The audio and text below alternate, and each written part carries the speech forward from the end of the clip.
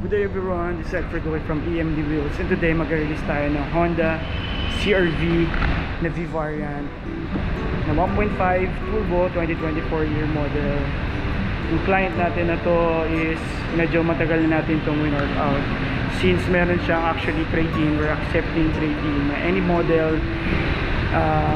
Bibigay tayo ng very competitive na value for your trade-in. So just in case meron kayong kotse and gusto nyong ma-dispose, pwede nyo akong kontakin, pwede natin mabigyan ng initial evaluation and mabigyan ng initial na presyo. Kung medyo malapit sa sa asking price at nahihirapan kayo mag-dispose, pwede namin kayo matulungan dito.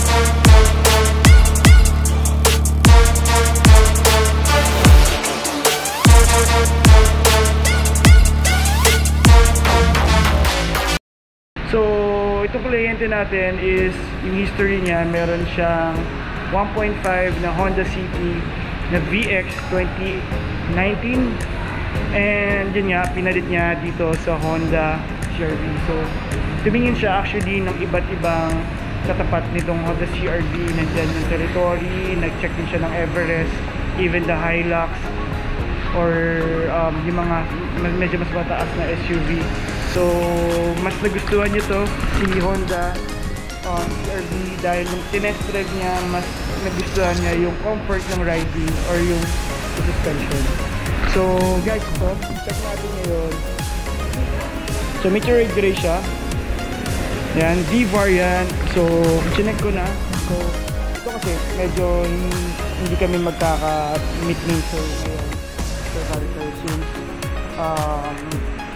hindi natuloy ito kasi today, ngayong Friday, hindi natuloy yung ATD niya. So, more or less, baka pa yung Monday na to.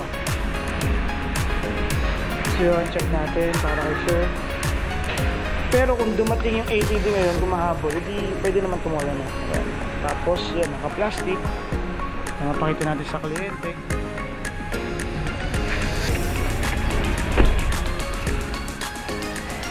So, ang kinagandaan dito sa Honda CR-V. Sa Honda CR-V niya, V-variant, V-variant siya. Same siya ng engine ng VX or yung all-wheel drive. So, 1.5 engine pa rin siya with turbo. Nasa 156 HP yung, yung performance na.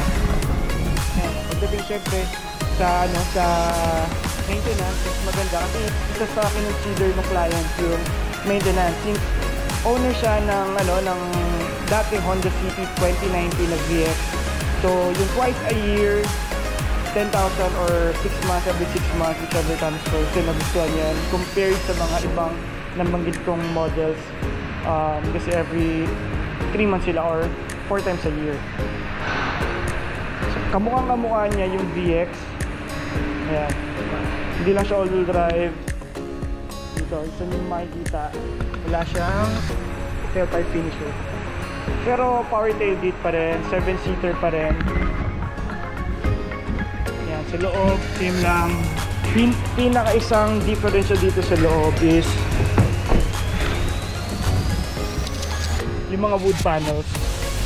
So nawala yung wood panels niya dito sa side. Yan. Wala yung wood panels niya. Pero ang kinagandahan, kasi Even yung D variant natin, it's entry level.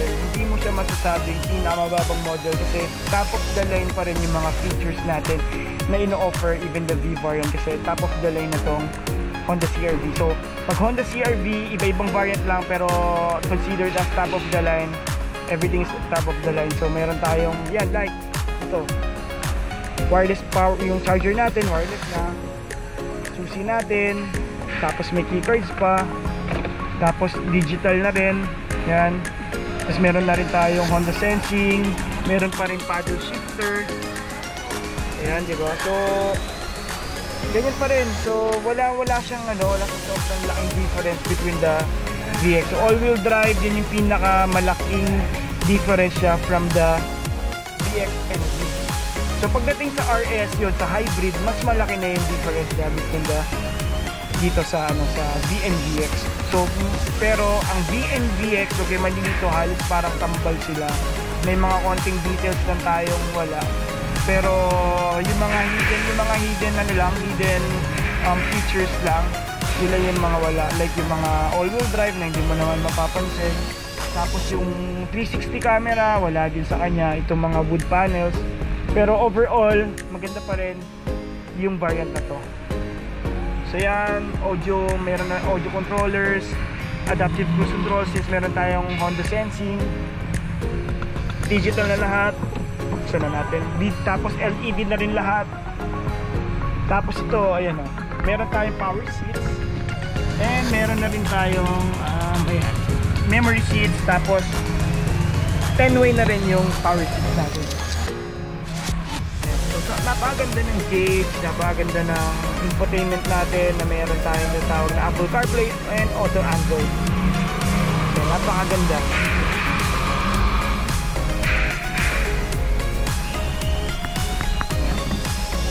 So far, maganda naman yung pagkagawa sa unit na to.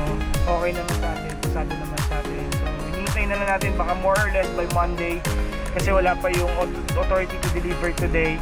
So, baka hindi pa natin mabibigay tomorrow tong unit na to kasi ang naging problema naman is yung sa side naman ng bangko. So, this one is purchase order from the bank. So, direct bank sila nag-proseso.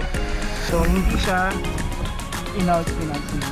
Hinintay na lang namin is authority to deliver pero all in all, okay naman na nakapag-down naman na yung kliyente. So, ATV, hindi naman siya malaking problema pero syempre, siya rin na nag-cause ng delay dito sa mag-delay. So, if ever na interested kayo, Honda CR-V natin, meron tayong parating na Honda CR-V din na 25-year model. Hintay lang tayo sa mga hatchback natin na kliyente. May mga release tayo din na hatchback hinintay natin pero more or less siguro more or less mga next week natin na i-release yan. So kung interested kayo, please paki-subscribe na rin tong channel natin and paki-like na rin tong video natin, paki-share na rin.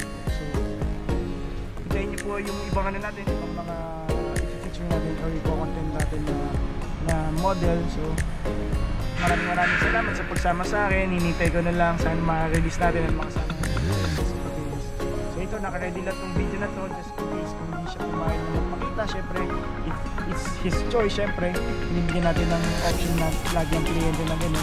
So ayaw naman magpakita ng kliyente, okay naman sa atin. So ito, naka-ready lang just to check yung unit and makita natin yung quality before natin ma-hand over sa client. So maraming salamat sa inyo and